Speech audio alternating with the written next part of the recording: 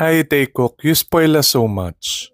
Okay, dito tayo mag-umpisa. Taehyung shared this on his IG story, best artist ever, best Coke ever. And that's because he's the newest ambassador of Coke. O ano ngayon? Ano ka Taekook doon?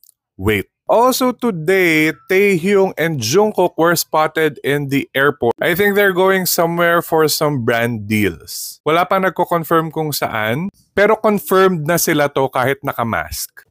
See? And C.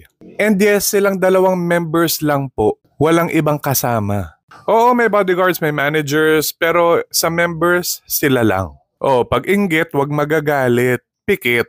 To be honest, at this point, V is directing everything. He did this headpat to Jungkook in front of everybody. Tapos may nakakuha rin sa kanila na nagse-selfie while walking together. I cannot wait for Tae to post this. Okay, bigay ko sa inyo to malayo, malabo, pero we all know those veins, we all know that hand, that's V. Okay, so balik tayo dito. Bakit in-intro ko tong video na to with this? Dahil it has been said that in this ad, V is wearing Calvin Klein. This polo shirt, Calvin Klein. This denim jacket, Calvin Klein. And we all know that Jungkook is a Calvin Klein ambassador. So is this trip for a joint Calvin Klein campaign? Oh my gosh, I cannot wait.